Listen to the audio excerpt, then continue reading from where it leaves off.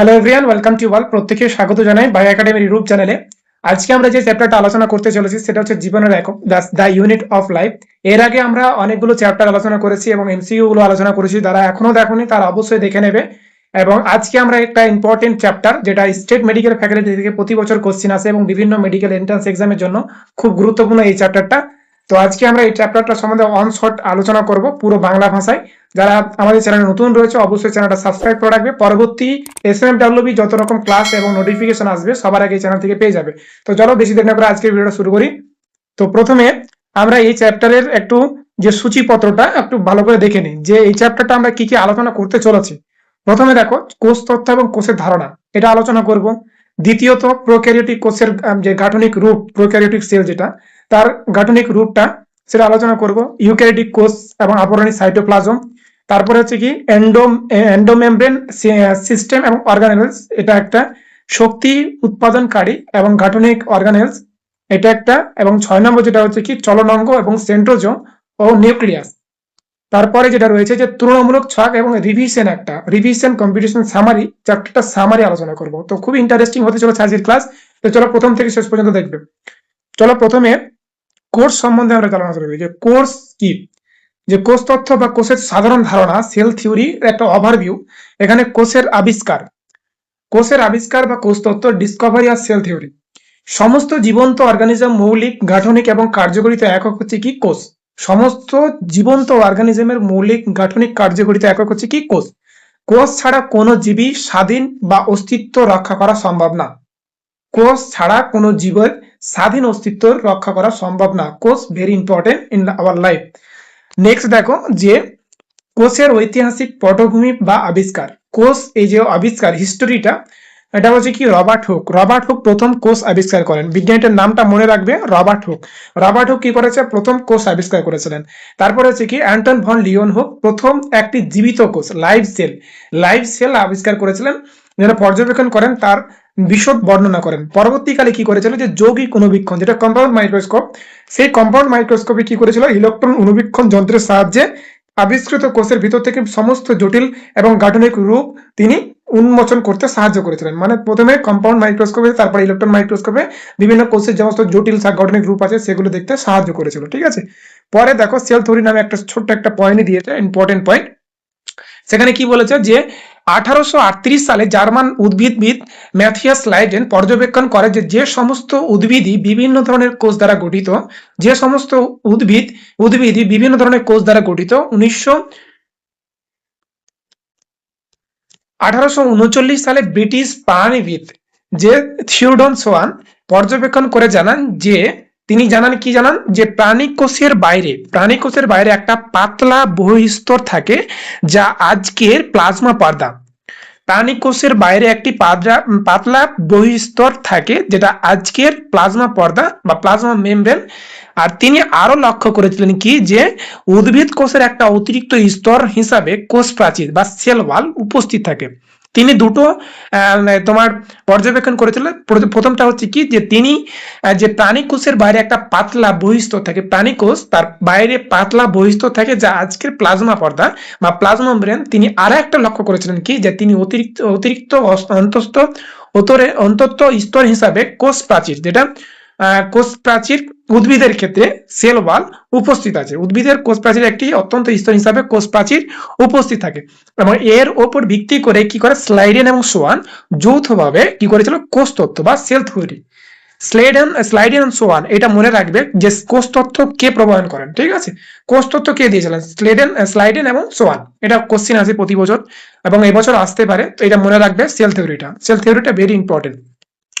পরে কি বলেছে, যে পরবর্তীকালে 1855 সালে বিজ্ঞানী রডলুক ভার্চে যে প্রথম ব্যাখ্যা করেন যে কোষ বিভাজিত হয়, পরবর্তী কোষ থেকে নতুন কোষের সৃষ্টি হয়। কোষ বিভাজিত হয় মানে সেল ডিভিশন হয় এবং নতুন করে কোষ তৈরি হয়, যাতে লাতিন ভাষায় কি ওমনি সেলুলা ই সেলুলা। এটা ভেরি ভেরি ভেরি ইম্পর্টেন্ট, এইটা মনে রাখবে যে ওমনি সেলুলা ই সেলুলা বলা হয়। এই ওমনি সেলুলা ই সেলুলা কাকে বলা হয়, যে কোষ বিভাজিত হয় এবং পূর্ববর্তী কোষ থেকে নতুন কোষের সৃষ্টি হয়, সেটাই হচ্ছে কি ওমনি সেলুলা ই সেলুলা। ঠিক আছে, তিনি স্লাইডেন এবং সোয়ানের তত্ত্বকে পরিমার্জিত করে এবং আধুনিক কোষ রূপে তথ্য রূপ দেয়। ঠিক আছে, আধুনিক কোষ আধুনিক কোষের রূপের তথ্যের রূপ দিয়েছিল কি স্লাইডেন এবং সোয়ান। একটা ইম্পর্টেন্ট এনসিইআরটি তথ্য যেটা কি যে আধুনিক কোষ তথ্যের দুটি মূল ভিত্তি আছে। একটা হচ্ছে কি যে সমস্ত জীবন্ত অর্গানিজম বা জীবই কোষ এবং কোষীয় উপাদান দ্বারা গঠিত। দ্বিতীয়ত হচ্ছে কি যে প্রতিটি নতুন কোষের সৃষ্টি হয় তার পরবর্তী কোনো কোষের বিভাজনের মাধ্যমে। প্রতিটি নতুন কোষ সৃষ্টি হয় কিভাবে, যে পূর্ববর্তী কোনো কোষের যেটা বিভাজনের মাধ্যমে। এটা ইম্পর্টেন্ট, এটা মনে রাখবে। পরে দেখো যে কোষের আকার, আকৃতি এবং প্রকারভেদ, সেল টাইপ, শেপ এবং টাইপ, সেলের সাইজ কিরকম হবে, শেপ কিরকম এবং প্রকারভেদ টাইপ। প্রথমে দেখো যে কোষের সাইটোপ্লাজম হলো একটি অর্ধতরল ধাত্র যেখানে কোষের সমস্ত বিপাকীয় এবং রাসায়নিক বিক্রিয়া সম্পূর্ণ হয় এবং এটি কোষকে সজীব বা লিভিং স্টেটে টিকিয়ে রাখে। কোষের পর্দাবিহীন অঙ্গাণু হিসাবে রাইবোজোম থাকে, যা সাইটোপ্লাজম ছাড়া ক্লোরোপ্লাস্ট, মাইটোকন্ড্রিয়া এবং রাফ যেটা হচ্ছে কি এন্ডোপ্লাজম রেটিকুলাম, রাফ বা অমিশ্রণ এন্ডোপ্লাজম রেটিকুলামের উপর দেখা যায়। তারপরে দেখো যে বিভিন্ন জীবের কোষের আকার আকৃতি ক্রিয়াকলাপে ব্যাপক বৈচিত্র্য দেখা যায়। কাজের উপর ভিত্তি করে কোষের আকৃতি চ্যাপ্টা হয়, ডিস্ক লাইক এবং বহুভুজাকার, স্তম্ভকার, ঘনাকার, সূত্রাকার কিংবা সম্পূর্ণ অনিয়মিত হতে পারে, ইররেগুলার। তারপরে দেখো যে কোষের আকার এবং মাত্রার তুলনায় বিবরণ, কোষের আকার ও মাত্রার তুলনামূলক বিবরণ, যেটা হচ্ছে কি যে সবচেয়ে ছোট কোষ মনে রাখবে মাইক্রোপ্লাজমা। সবচাইতে ছোট কোষ হচ্ছে মাইক্রোপ্লাজমা, এর দৈর্ঘ্য হচ্ছে 0.3 micrometre. Is the very very important. সবচেয়ে বড় কোষ, ছোট কোষ এবং বড় কোষ এই দুটো ভালো করে মনে রাখবে। ছোট কোষ হচ্ছে মাইক্রোপ্লাজম, বড় কোষ হচ্ছে উটপাখির ডিম। এটি একটি বিচ্ছিন্ন বৃহত্তম একক কোষ। সবচেয়ে দীর্ঘ কোষ যেটা, সবচেয়ে বড় যেটা কোষ লম্বার, সেটা হচ্ছে কি স্নায়ু কোষ, যেটা হচ্ছে নার্ভ সেল। ঠিক আছে। পরে দেখো ব্যাকটেরিয়ার আকার, সাধারণত ব্যাকটেরিয়া হয় 3 থেকে 5 মাইক্রোমিটার, তবে আদর্শ ট্রপিক্যাল ব্যাকটেরিয়ার ক্ষেত্রে আকার হয় 1 থেকে 2। সাধারণত ব্যাকটেরিয়া হয় 3 থেকে 5 এবং আদর্শ ক্ষেত্রে দেখা যায় 1 থেকে 2 মাইক্রোমিটার। মানুষের লোহিত রক্তকণিকা যেটা হিউম্যান আরবিসি, এর ব্যাস হচ্ছে কত, প্রায় 7.0 মাইক্রোমিটার। মানুষের যে আরবিসি রেড ব্লাড সেল, সেটার ব্যাস হচ্ছে 7.0 মাইক্রোমিটার। এই ছকটা ভালো করে মনে রাখবে, প্রয়োজন পড়লে এটা নোট করে রাখবে, এটা ভেরি ভেরি ইম্পর্টেন্ট। পরে দেখো যেটা একটা গুরুত্বপূর্ণ পয়েন্ট দিয়ে দিয়েছে যে গঠনগত এবং জটিলতা এবং নিউক্লিয়াস প্রকৃতির উপর ভিত্তি করে কোষকে প্রধানত দুভাগে ভাগ করা হয়। গঠনগত জটিলতা এবং নিউক্লিয়াস প্রকৃতির উপর ভিত্তি করে কোষকে আমরা দুভাগে ভাগ করি। প্রথম হচ্ছে কি প্রোক্যারিওটিক সেল, আর একটা হচ্ছে কি ইউক্যারিওটিক সেল। প্রোক্যারিওটিক কোষ কোনো পর্দা বিশিষ্ট বা মেমব্রেন বাউন্ড অঙ্গাণু থাকে না। প্রোক্যারিওটিক কোনো পর্দা থাকে না, নিউক্লিয়াস থাকে না, মেমব্রেন থাকে না। এটা হচ্ছে তোমার প্রোক্যারিওটিক সেল। আর ইউক্যারিওটিক থেকে কোষের সুগঠিত অবস্থায় থাকে। ঠিক আছে, কোষ সুগঠিত অবস্থায় থাকে, মানে সবকিছু থাকে। তারপরে দেখো প্রথমে যেটা থাকে প্রোক্যারিওটিক কোষের গাঠনিক রূপ, যেটা প্রোক্যারিওটিক সেলের তোমার রূপটা, সে রূপটা সম্বন্ধে আলোচনা করেছে। যে প্রোক্যারিওটিক কোষের প্রধান উদাহরণ হচ্ছে ব্যাকটেরিয়া। প্রোক্যারিওটিক কোষের প্রধান উদাহরণ হচ্ছে কি ব্যাকটেরিয়া, নীলব সবুজ শৈবাল, মাইক্রোপ্লাজমা এবং পিপিএলও। এরা সাধারণত ইউক্যারিওটিক কোষের চেয়ে আকারে অনেক ছোট হয়। কোষের আকারের চেয়ে অনেক ছোট হয়, অত্যন্ত দ্রুত বংশবৃদ্ধি এবং সংখ্যা বৃদ্ধি করতে সক্ষম হয়। মানে দ্রুত বংশবৃদ্ধি হয়, সংখ্যা বৃদ্ধি হয় করতে সক্ষম হয় এরা। এবং ব্যাকটেরিয়ার আকার উপর ভিত্তি করে এদের 4টি মৌলিক রূপে ভাগ করা হয়। একটা হচ্ছে ব্যাসিলাস, কক্কাস, ভাইব্রিও, আর একটা হচ্ছে কি স্প্যারেলাম বা সার্পিকা। ঠিক আছে। এরপরে দেখো যে কোষ আবরণী বা গ্রাম স্টেনিং, যে বেশিরভাগই প্রোক্যারিওটিক কোষে, বিশেষ করে ব্যাকটেরিয়ার ক্ষেত্রে একটি অত্যন্ত জটিল রাসায়নিকভাবে সুরক্ষিত কোষ আবরণী বা কোষ এনভলভ দেখা যায় এবং এটি 3টি শক্ত যুক্ত স্তর নিয়ে গঠিত। একটা হচ্ছে কি গ্লাইকোফলিক্স, কোষ প্রাচীর, প্লাজমা পর্দা। গ্লাইকোফলিক্স হচ্ছে কি এটি কোষ আবরণ একদম বাইরের স্তর। কোষের যে আবরণের সবচাইতে বাইরের স্তর হচ্ছে কি এটা, এবং বিভিন্ন ব্যাকটেরিয়ার উপর ভিত্তি করে পুরুষত্ব ভিন্ন হয়। বিভিন্ন ব্যাকটেরিয়ার উপর গঠন ও পুরুষত্ব ভিন্ন হয়। এটি শিথিল আবরণ হিসাবে থাকে, তাই একে কি বলা হয়, স্লাইম লেয়ার। আর যদি অত্যন্ত পুরু এবং শক্ত বা কঠিন হয় তাকে কি বলা হয়, ক্যাপসুল।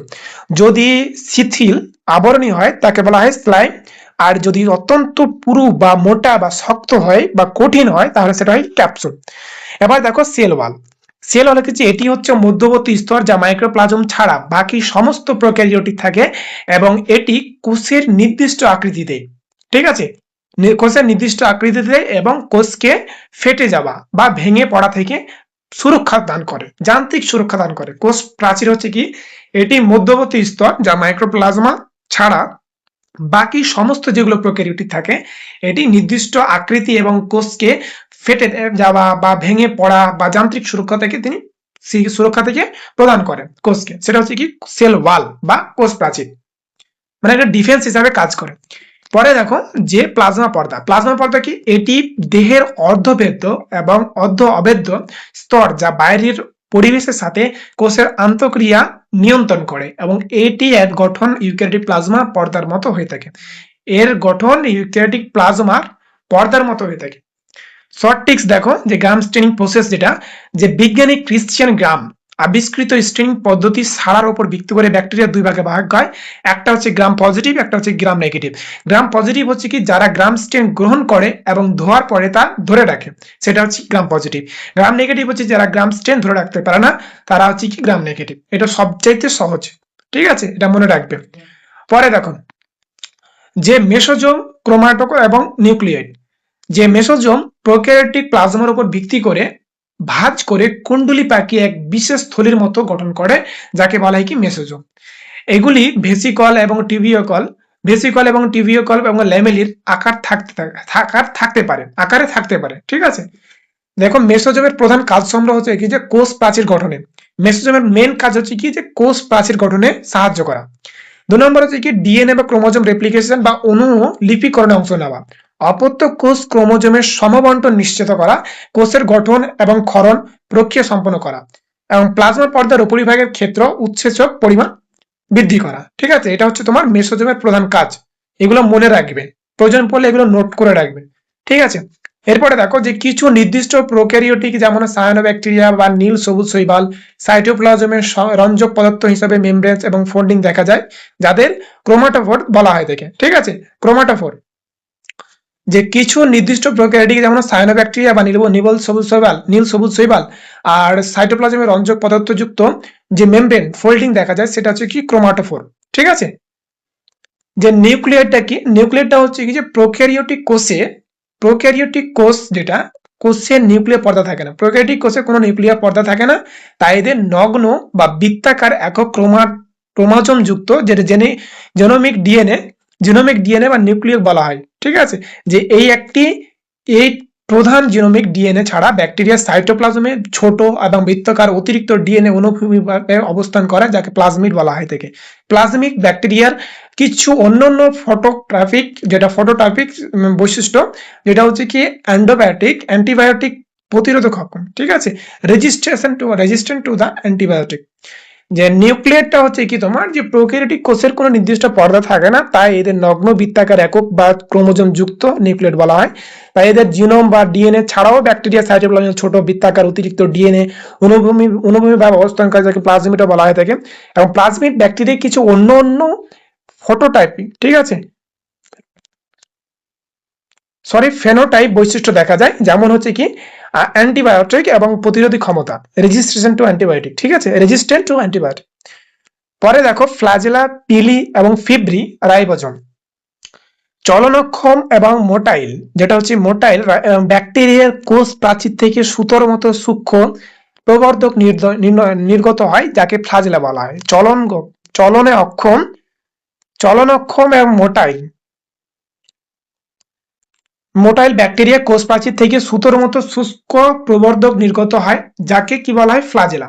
ব্যাকটেরিয়ায় ফ্ল্যাজেলা প্রধানত 3 ভাগে ভাগ করা হয়। একটা 3টি অংশ থাকে, যেটা হচ্ছে কি ফিলামেন্ট থাকে, হুক থাকে, আর হচ্ছে কি ব্যাসাল বডি। এদের মধ্যে ফিলামেন্ট অংশটি সবচেয়ে দীর্ঘ। ফিলামেন্ট হচ্ছে সবচেয়ে দীর্ঘ এবং কোষের উপরিভাগ থেকে প্রসারিত হয়। কোষের উপরিভাগে চলাকালীন আরো কিছু কাঠামো দেখা যায় যাদের চলন কোনো ভূমিকা নেই, কিন্তু এরা ব্যাকটেরিয়াকে আরো পাথরের সাথে পোষক কলার সাথে আটকে থাকতে পারে। এগুলো হচ্ছে কি পিলি আর ফিব্রি। পিলি কি? এগুলো বিশেষ পিলিন বা প্রোটিন দ্বারা গঠিত লম্বা নলাকার গঠন। ফিব্রি হচ্ছে কি? যে এগুলি কোষের বাইরে নির্গত ছোট ছোট বিস্রল বা চুল্লির মতো শুষ্ক তন্তু। প্রোক্যারিওটিক রাইবোজোম যেটা, প্রোক্যারিওটিক রাইবোজোম হচ্ছে যে এগুলি প্লাজমা পর্দার সাথে যুক্ত থাকে এবং এদের আকার 15 ন্যানোমিটার বা 20 ন্যানোমিটার এর কাছাকাছি। ঠিক আছে, 15 ন্যানোমিটার বাই 20 ন্যানোমিটার হয়ে থাকে। এরা দুটি সাব ইউনিট, একটা হচ্ছে 50S, একটা হচ্ছে 30S নিয়ে গঠিত, যা একত্রে যুক্ত হয়ে 70S প্রোক্যারিওটিক রাইবোজোম গঠন করে। এখানে এস হচ্ছে কি সেডিমেন্টেশন, আর কোফিশিয়েন্ট বা সোডার একক, যেটা ঘনকের আকার পরিমাপক। ঠিক আছে, পরে দেখো যে এনসিইআরটির গুরুত্বপূর্ণ একটা লাইন যেটা দিয়েছে কি পলিজোম, যে প্রোটিন সংশ্লেষের সময় অনেক সময় একাধিক রাইবোজোম একটি মাত্র একক এমআরএনএ সুতোর সাথে সারিবদ্ধভাবে যুক্ত হয় এবং একটি শিথল গঠন করে। এই বিশেষ ধরনকে কি বলা হয়? গঠনকে বলা হয় কি পলিজোম বা পলিরাইবোজোম। পলিবোজোম বা পলিরাইবোজোম বলা হয়। এরা এমআরএনএ থেকে সরাসরি প্রোটিনে ট্রান্সলেট হয়ে অনুবাদ করে। পরে দেখো ইনক্লুশন বডি, যে ইনক্লুশন বডিটা কি? যে প্রোক্যারিওটিক কোষের বাইরে কোনো পর্দা ছাড়াই যুক্ত অবস্থায় সঞ্চিত পুষ্টি উপাদান বা খনিজ কণা জমা থাকে, যা ইনক্লুবেশন বডি বলা হয় থাকে। যে প্রোক্যারিওটিক কোষের সাইটোপ্লাজম ছাড়া সাইটোপ্লাজমের কোনো পর্দা ছাড়া মুক্ত অবস্থায় সঞ্চিত যেগুলো পুষ্টি উপাদান বা খনিজ কণা জমা থাকে, সেটা হচ্ছে কি ইনক্লুশন বডি।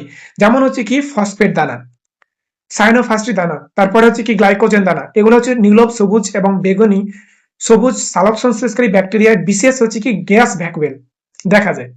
পরে দেখো যে ইউক্যারিওটিক কোষের আবরণী ও cytoplasm, eukaryotic cell and membrane.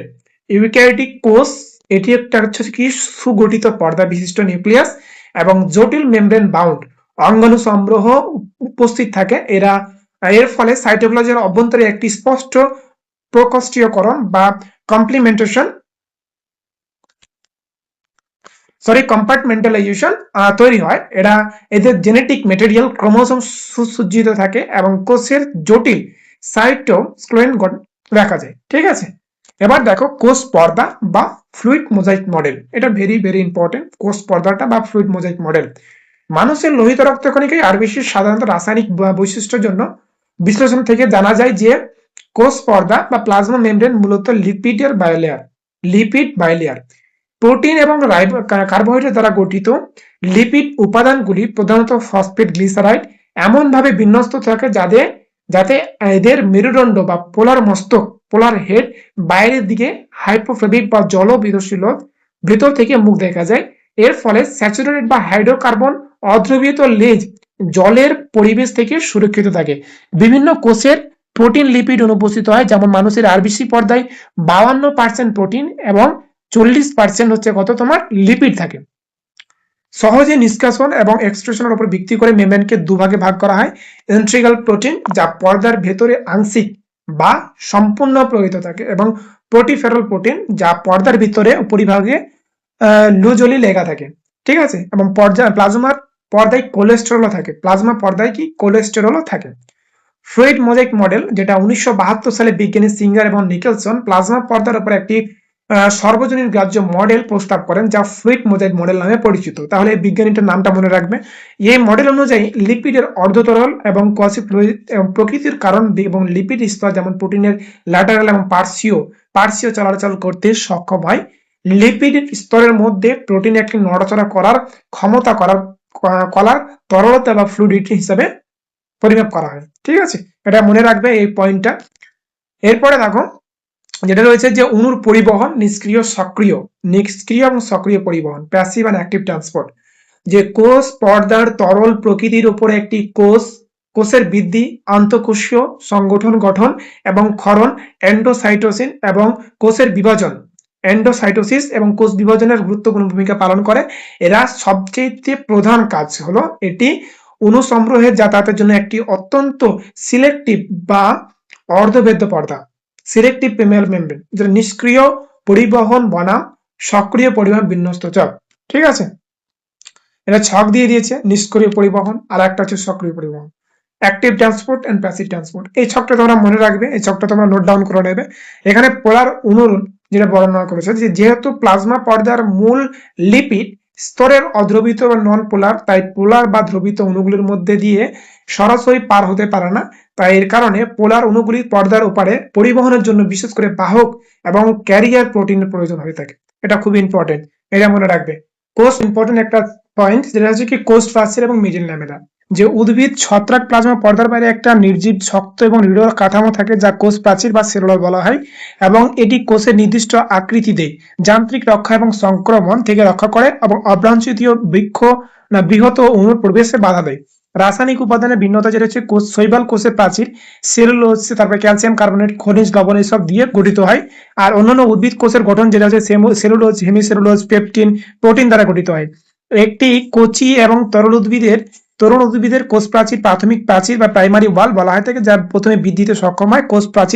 কোষটি পরিপাক এবং পরিণত হওয়ার পর সাথে সাথে প্রাথমিক প্রচারটি ক্রমান্বয়ে হ্রাস পায় এবং কোষের ভিতরের দিকে প্লাজমা পর্দার অভিমুখে গৌণ প্রাচীর বা সেকেন্ডারি প্রাচীর বলা হয়ে থাকে।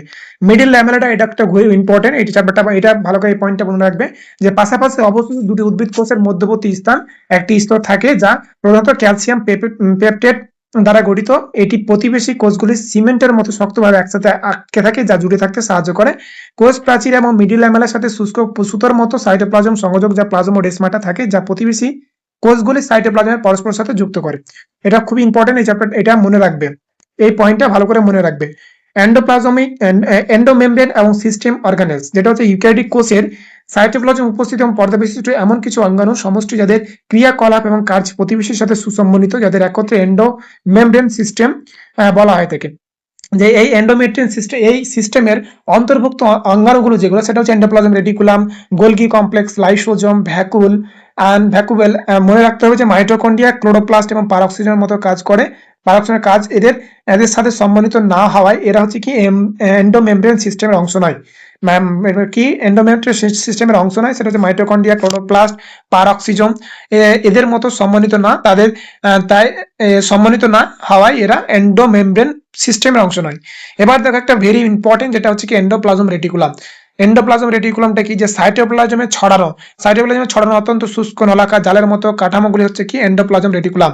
যে এন্ডোপ্লাজম রেটিকুলামে কোষের ভেতরে কোষীয় স্থানগুলিকে স্পষ্ট দুটি প্রকোষ্ঠে ভাগ করে, একটা হচ্ছে লুমেনাম আর এন্ডোপ্লাজম রেটিকুলামের ভিতরে গহ্বর, সেটা হচ্ছে এক্সট্রা লুমিনাম। ঠিক আছে, এক্সট্রা লুমিনাম, যা বাইরে সাইটোপ্লাজমের অংশ রাইবোজোমের উপস্থিতির উপর ভিত্তি করে এন্ডোপ্লাজম রেটিকুলামকে দুভাগে ভাগ করে। একটা হচ্ছে কি রাফ এন্ডোপ্লাজম রেটিকুলাম, আর একটা হচ্ছে কি স্মুথ এন্ডোপ্লাজম রেটিকুলাম। এটা হচ্ছে অমসৃণ এন্ডোপ্লাজম রেটিকুলাম, এটা হচ্ছে কি মসৃণ এন্ডোপ্লাজম রেটিকুলাম। অমসৃণটা কি, যে এদের প্রাচীরের বাইরে তলে রাইবোজোমের দানা লেগে থাকে। এদের প্রাচীরের তলে বাইরে রাইবোজোমের দানা লেগে থাকে। এটা সমস্ত কোষের অত্যন্ত সক্রিয় প্রোটিন সংশ্লেষ এবং ক্ষরণ প্রক্রিয়ার সাথে যুক্ত থাকে, তাই এদের রাফ এন্ডোপ্লাজম রেটিকুলাম প্রচুর পরিমাণে দেখা যায়। এদের দেহে রাফ এন্ডোপ্লাজম প্রচুর পরিমাণে দেখা যায়, এগুলো নিউক্লিয়াসের বহিস্থ পর্দার সাথে সরাসরি যুক্ত হয়। ঠিক আছে, তারপরে দেখো যে মসৃণ এন্ডোপ্লাজম রেটিকুলাম, এদের গায়ে কোনো রাইবোজোম থাকে না। এদের গায়ে কোনো রাইবোজোম থাকে না, স্মুথ থাকে, এবং স্মুথ হলে কোষের লিপিড সংশ্লেষ, যে সিনথেসিস অফ লিপিড প্রধান কেন্দ্র। যে প্রাণী কোষের লিপিডের মতো বিভিন্ন স্টেরয়েড হরমোন যেটা এন্ডোপ্লাজমে অত্যন্ত সংশ্লিষ্ট হয়। ঠিক আছে, এটা মনে রাখবে এন্ডোপ্লাজম রেটিকুলামের ভাগটা যে দুই প্রকার। তারপরে দেখো যে গোলগি অ্যাপারটাস এবং কিয়াটনিস মিনাস। গোলগি অ্যাপারটাস এটা খুবই ইম্পর্টেন্ট। 1858 সালে বিজ্ঞানী ক্যামিলো গোলগি, যেটা প্রথম নিউক্লিয়াসের কাছে ঘনভাবে রজ্জিত এক প্রকার জালের মতো অঙ্গাণু লক্ষ্য করে, যা পরবর্তীতে নামানুসারে গোলগি অ্যাপারাটাস নামে পরিচিত। ঠিক আছে, যে এটি ব্যাস হচ্ছে কত 0.5 থেকে 1.1 মাইক্রোমিটার হয়ে থাকে। সিস্টারনিগুলি পরস্পরের সাথে সমান্তরালভাবে স্তূপিত আকারে সাজানো থাকে। গোলগি বডির স্টারগুলির নিউক্লিয়াসের পাশাপাশি সমকেন্দ্রিত বৃত্তের মতো বিন্যস্ত থাকে, যার দুটি স্পষ্ট তরল থাকে, যেটা হচ্ছে অবতল কনভেক্স, আর একটা হচ্ছে নিউক্লিয়াসের দিকে থাকে একটা উত্তল যা কনকেভড। ঠিক আছে, যে প্লাজমা পর্দার দিকে মুখ থাকে এবং সিস্ট এবং ট্রান্সফেস করে দুটি আলাদা এবং পরস্পরের সাথে কার্যকরিতা যুক্ত থাকে। পরে দেখো যে কুইক রিভিশন, এটা যে গোলগি অ্যাপারচারের প্রধান কাজগুলি হচ্ছে কোষের ক্ষরণকারী উপাদানগুলি ভেসিকলের মতো প্যাকেজিং বা প্যাক করা। এন্ডোপ্লাজম রেটিকুলাম হচ্ছে উৎপন্ন ভেসিকলগুলি গোলগি বডির ফেসে ফিউজ বা যুক্ত করা এবং ট্রান্সফেসের সাথে রূপান্তরিত করা। এটি নির্দিষ্ট গোলগি বডির সবসময় এন্ডোপ্লাজমের সাথে ঘনিষ্ঠ সংস্পর্শে অবস্থান করে। এন্ডোপ্লাজম রেটিকুলামের বাইরে যেটা এন্ডোপ্লাজম রেটিকুলাম রাইবোজোমের তৈরি প্রোটিনগুলো গোলগি এবং সিস্টানের মতো যাওয়ার সময় রূপান্তরিত হয়ে মলিফাইড হয়ে থাকে। এটি কোষের গ্লাইকোপ্রোটিন এটি কোষের গ্লাইকোপ্রোটিন এবং গ্লাইকোলিপিড তৈরির প্রধান গুরুত্বপূর্ণ কেন্দ্র। তারপরে দেখো লাইসোজোম এবং ভ্যাকুয়েল। লাইসোজোম এবং ভ্যাকুয়েলটা কি? যে লাইসোজোম হচ্ছে যে এগুলি গোলগি অ্যাপারচাস প্যাকেজিং প্রক্রিয়ার মাধ্যমে সৃষ্ট পর্দা বিশিষ্ট থলির মতো ভ্যাকুয়েল থাকে। ভ্যাকুলার গঠন যেটা লাইসোজোমাল ভ্যাকুয়েল অভ্যন্তরে প্রায় সমস্ত ধরনের আর্দ্র বিশ্লেষিত উৎসেচক যা হাইড্রোলাইটিক উৎসেচক যেমন লিপেজ লিপেজ প্রোটিওয়েজ এবং কার্বোহাইড্রেট থাকে। উৎসেচকের অত্যন্ত অম্লীয় পিএইচ অ্যাসিডিকে সবচেয়ে বেশি সক্রিয় এবং এরা কার্বোহাইড্রেট এবং প্রোটিন লিপিড নিউক্লিয়াস অ্যাসিডে সহজভাবে পরিপাক ধ্বংস করতে পারে। পরে দেখো যেটা হচ্ছে কি ভ্যাকুয়েল, যে সাইটোপ্লাজম পর্দা দ্বারা বেষ্টিত ফাঁকা স্থানগুলি হচ্ছে ভ্যাকুয়েল, যা ভেতরে জল কোষ রস রেচন পদার্থ কোষের জন্য অপ্রয়োজনীয় অত্যন্ত উপাদান জমা থাকে। ভ্যাকুয়েলের চারপাশে একটা পর্দাকে বলা হয় কি টোনোপ্লাস্ট, ঠিক আছে, টোনোপ্লাস্ট বলা। এবং উদ্ভিদ কোষের ক্ষেত্রে ভ্যাকুয়েল কোষের মোট আয়তন প্রায় 90% অংশ দখল করে রাখতে পারে। এটা ইনসার্ট ইম্পর্টেন্ট পয়েন্ট, যেটা হচ্ছে কি টোনোপ্লাস্টের সক্রিয় পরিবহন, যে উদ্ভিদ কোষের টোনোপ্লাস্ট পর্দার ঘনকের নতিমাত্রার বিপরীতে বিভিন্ন আয়ন এবং উপাদানের সাইটোপ্লাজম থেকে সক্রিয়ভাবে ভ্যাকুয়েল অত্যন্ত পাম্প এবং পরিবহন তৈরি করে। এর কারণে উদ্ভিদের সাইটোপ্লাজমের তুলনায় ভ্যাকুয়েলের ভেতরে আয়তন ঘনত্ব সবসময় অনেক বেশি থাকে। অন্যান্য কোষের ভ্যাকুয়েল বিশেষ রূপান্তর দেখা যায়, যেমন হচ্ছে অ্যামিবা রেচনাঙ্গের জন্য সংকোচনশীল ভ্যাকুয়েল থাকে এবং অনেক প্রোটিস্টার খাদ্য কণা গ্রহণের জন্য খাদ্য ভ্যাকুয়েল তৈরি হয়। তারপরে দেখো যে শক্তি উৎপাদনকারী এবং গাঠনিক অর্গানেলস, যেটা হচ্ছে কি মাইটোকন্ড্রিয়া, কোষের শক্তিঘর। Mitochondria structure of function. Mitochondria বিশেষ রঞ্জক স্টেন ছাড়া অনুবীক্ষণ যন্ত্রের নিচে স্পষ্ট দেখা যায় না। কোষের বিপাক এবং ক্রিয়াকলাপের উপর ভিত্তি করে প্রতিটি কোষের মাইটোকন্ড্রিয়ার সংখ্যা, আকার, আকৃতি এবং পরিবেষ্টিত হয়ে থাকে। এরা সাধারণত সজেজ আকৃতির বা নলাকার হয়ে থাকে, যার ব্যাস হচ্ছে 0.2 থেকে 1.1 মাইক্রোমিটার, গড়ে 0.5 মাইক্রোমিটার। এর দৈর্ঘ্য হচ্ছে কি, যে এর দৈর্ঘ্য 1.1 to 4.1 মাইক্রোমিটার। মাইটোকন্ড্রিয়ার গাঠনিক রূপান্তর হচ্ছে মাইটোকন্ড্রিয়া একটি দ্বিপর্দা বিশিষ্ট, ঠিক আছে। এই অঙ্গাণু এটি হচ্ছে একটা বহির্পর্দা আউটার মেমব্রেন এবং অন্তঃপর্দা ইনার মেমব্রেন থাকে। বহির্পর্দাও থাকে, অন্তঃপর্দাও থাকে। এটা মনে রাখবে, বহির্পর্দা এবং অন্তঃপর্দা কার থাকে। এবং এই দুটি পর্দা এবং পর্দা এর অভ্যন্তরীণ গহ্বর দুটি গঠনের প্রকোষ্ঠ ভাগ করে। বাইরের প্রকোষ্ঠ, ভিতরের প্রকোষ্ঠ, গঠনিক প্রকোষ্ঠটিকে ধাত্রী বা ম্যাট্রিক্স বলা হয়ে থাকে। আন্তঃপর্দিক ধাতুর আঙ্গুলের মতো কতগুলি ভাঁজ তৈরি হয়, যাকে ক্রিস্টি বলা হয়, এবং ক্রিস্টির গঠনগুলি উৎপাদনের জন্য অন্তঃপর্দার উপরিভাগের ক্ষেত্রফল সারফেস বহুগুণ বাড়িয়ে দেয়। এটা ইম্পর্টেন্ট, এটাও মনে রাখবে খুব ভালো করে। মাইটোকন্ড্রিয়া ধাত্রে বা ম্যাট্রিক্সের নিজস্ব একটি ডিম্বাকার ডিএনএ অণু, সার্কুলার ডিএনএ, কয়েকগুলো আরএনএ অণু, 7ts রাইবোজোম এবং প্রোটিন সংশ্লেষ প্রয়োজনীয় উপাদান থাকে। এরা প্রধানত দ্বিবিভাজন এবং ফিশন প্রক্রিয়ার মাধ্যমে নিজেদের বিভাজিত করে। এসএমডব্লিউবির একটা গুরুত্বপূর্ণ পয়েন্ট, যেটা হচ্ছে মাইটোকন্ড্রিয়া হলো কোষের সবাত শোষণ প্রধান কেন্দ্র, যার খাদ্য উৎপাদনের জন্য জারণ ঘটিয়ে কোষের ব্যবহারযোগ্য শক্তি এটিপি উৎপন্ন করে, এবং এই কারণে মাইটোকন্ড্রিয়া কোষের power house of the cell বলা হয়। Very very important. পরে দেখো যে প্লাজমিড এবং ক্লোরোপ্লাস্টের শুষ্ক গঠন। প্লাজমিড এবং ক্লোরোপ্লাস্ট, যে প্লাজমিড হচ্ছে কি, এগুলি সমস্ত উদ্ভিদ কোষে এবং ইউক্লিনোগয়েড এবং পাওয়া যায়, এবং এদের আকার বেশ বড় বড় হয়ে থাকে। বেশ বড় হওয়ায় অনুবীক্ষণ যন্ত্রে সহজে দেখা যায়। প্লাজমিড এগুলো হচ্ছে উদ্ভিদ কোষের ইউক্লিনোগয়েড পাওয়া যায়, এদের আকার বেশ বড় হওয়ায় অনুবীক্ষণ যন্ত্রে সহজে দেখা যায়। রঞ্জক পদার্থের উপস্থিতির উপর ভিত্তি করে প্লাজমিডকে 3 ভাগে ভাগ করা হয়। এটা হচ্ছে ক্লোরোপ্লাস্ট, ক্রোমোপ্লাস্ট, একটা লিউকোপ্লাস্ট। ক্লোরোপ্লাস্ট কি, এদের মধ্যে ক্লোরোফিল এবং ক্যারোটিনয়েড রঞ্জক থাকে, যা সালোক সংশ্লেষে অনেক আলোক শক্তিকে আবদ্ধ করে। ক্রোমোপ্লাস্ট হচ্ছে কি, এদের মধ্যে ফ্যাট দ্রবণীয় বা ক্যারোটিনয়েড রঞ্জক যেমন ক্যারোটিন এবং জ্যান্থোফিল থাকে, যা উদ্ভিদের ফুল এবং ফলকে আকর্ষণীয় হলুদ, কমলা এবং লাল বর্ণ প্রদান করে। লিউকোপ্লাস্ট হচ্ছে এগুলি বর্ণহীন প্লাস্টিক এবং খাদ্য উৎপাদন সঞ্চয় করে। সঞ্চয় খাদ্যের উপর ভিত্তি করে 3 প্রকার, যেটা হচ্ছে কি অ্যামাইলোপ্লাস্ট, অ্যালাইলোপ্লাস্ট, অ্যালিডোপ্লাস্ট। অ্যামাইলোপ্লাস্ট হচ্ছে শ্বেতসার এবং স্টার্চ সঞ্চয় করে, যেমন আলু। অ্যালাইলোপ্লাস্ট হচ্ছে তেল বা চর্বি, ফ্যাট সঞ্চয় করে। আর অ্যালিডোপ্লাস্ট হচ্ছে কি প্রোটিন সঞ্চয় করে। এটা ইম্পর্টেন্ট, এটাও তোমরা নোট ডাউন করে রাখবে। তারপরে দেখো ক্লোরোপ্লাস্টের শুষ্ক বিন্যাস, গাঠনিক বিন্যাস। ক্লোরোপ্লাস্টের শুষ্ক গাঠনিক বিন্যাস, স্ট্রাকচার অফ ক্লোরোপ্লাস্ট। যে ক্লোরোপ্লাস্ট মূলত পাতার মেসোফিল কোষ। ক্লোরোপ্লাস্ট হচ্ছে পাতার মেসোফিল কোষে পাওয়া যায়, এবং এগুলি লেন্সের আকৃতি ডিম্বাকার, গোলাকার, ফিতার মতো হতে পারে। মেসোফিল কোষের একটি সংখ্যা বৃদ্ধি প্রতি কোষে একটি করে, যেমন ক্লাইমাইডোমোনাস থেকে 20 থেকে 40টি পর্যন্ত হতে পারে। ক্লোরোপ্লাস্টের একটি দ্বিপর্দা বিশিষ্ট অঙ্গাণু, যা ভেতরের পর্দাকে তুলনামূলকভাবে কম ভেদ্য হয়ে থাকে। ক্লোরোপ্লাস্টের অভ্যন্তরীণ উপাদান বিবর্গন, যেটা হচ্ছে কি স্ট্রোমা, থাইলাকয়েড, গ্রানা, ল্যামিরি।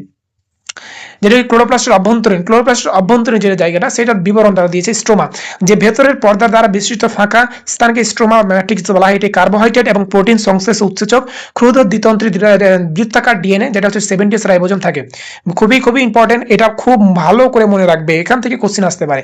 থাইলাকয়েড যেটা হচ্ছে কি স্ট্রোমার মতো চ্যাপ্টার থলির মতো মেমব্রেনস যেটা হচ্ছে কি অংশ সাজানো থাকে, যাদের থাইলাকয়েড থাকে। থাইলাকয়েডের ভিতরে ফাঁকা অংশ কি বলা হয়, স্থানকে বলা হয় লুমেল, এবং এর প্রাচীরী মূল ক্লোরোফিল রঞ্জক থাকে। গ্রানা হচ্ছে কি যে থাইলাকয়েডগুলি কয়েন বা মুদ্রার মতো একটি উপরে সজ্জিত থাকে স্তরের গঠন হয়, যাদের গ্রানা বলা হয় থাকে। বিভিন্ন গ্রানের থাইলাকয়েড পরস্পরের সাথে নলাকার এবং সমতল পর্দা দ্বারা যুক্ত থাকে, এদের বলা হয় স্ট্রোমা। ঠিক আছে, গ্রানা কোনটা আবার স্ট্রোমা কাকে বলে সেটা মনে রাখবে। ইউক্যারিওটিক রাইবোজোম এবং সাইটোপ্লাজম। এই রাইবোজোম 1953 সালে বিজ্ঞানী জর্জ ফ্যারাডে প্রথম ইলেকট্রন অনুবীক্ষণ যন্ত্রের দানাদার গঠন হিসাবে রাইবোজোম আবিষ্কার করেন। এগুলির মধ্যে পর্দা বিস্তৃত থাকে না, এরা নিউক্লিক অ্যাসিড এবং প্রোটিন দ্বারা গঠিত। ঠিক আছে, তারপরে দেখো ইউক্যারিওটিক রাইবোজোমগুলি হলো 80s প্রকৃতি, যার দুটি সাব ইউনিট থাকে, একটি বড় সাব ইউনিট 60s এবং একটি ছোট সাব ইউনিট হচ্ছে 40s। মনে রাখতে হবে ক্লোরোপ্লাস্ট মাইটোকন্ড্রিয়ার ভেতরে থাকা নিজস্ব রাইবোজোম প্রোক্যারিওটের মতো 70s প্রকৃতির হয়। রাইবোজোমের মূল কাজ হলো কি যে প্রোটিন সংশ্লেষ ট্রান্সলেশন সম্পন্ন হয়। প্রোটিন তৈরির সময় অনেক রাইবোজোম একটি এমআরএনএ এর সাথে যুক্ত হয়ে থেকে পলিজোম গঠন তৈরি করতে পারে। সাইটোস্কেলেটন, ঠিক আছে, সাইটোস্কেলেটন কি, এটা একটা ভালো করে পড়তে হবে যে সাইটোস্কেলেটন হচ্ছে সাইটোপ্লাজমে ছড়ানো প্রোটিন দ্বারা গঠিত শুষ্ক সূত্রাকার নলাকার জালিকা বিন্যাসের সাইটোস্কেলেটন বলা হয় থাকে, এবং এটি কোষের যান্ত্রিক দৃঢ়তা এবং সমপ্রদান করে, যেটা সাপোর্ট করে চলন এবং গতিশীলতা এবং কোষের নির্দিষ্ট আকৃতি বজায় রাখতে গুরুত্বপূর্ণ ভূমিকা পালন করে। ঠিক আছে, সাইটোস্কেলেটন হচ্ছে কি যে সবচেয়ে কোষের নির্দিষ্ট আকৃতি বজায় রাখতে প্রধান ভূমিকা পালন করে। তারপরে দেখো যে চলন অঙ্গ সেন্ট্রোজোম, নিউক্লিয়াস, সিলিয়া এবং ফ্ল্যাজেলার, যেটা 9+2 বিন্যাস, যেটা সিলিয়ার ফ্ল্যাজেলা। যে সিলিয়া এবং ফ্ল্যাজেলা হলো কোষ পর্দার বাইরে নির্গত চুল বা রোমের মতো বিশেষ প্রবর্ধক, যা কোষের চলন চারপাশে চলাচলে সাহায্য করে। সিলিয়া আকার ছোট এবং দাঁড় বা ওরের মতো কাজ করে, কোষকে চালিত করে। ওপর দিকে ফ্ল্যাজেলার আকার লম্বা হয় এবং কোষের গমন এবং ভূমিকা অংশ নেয়।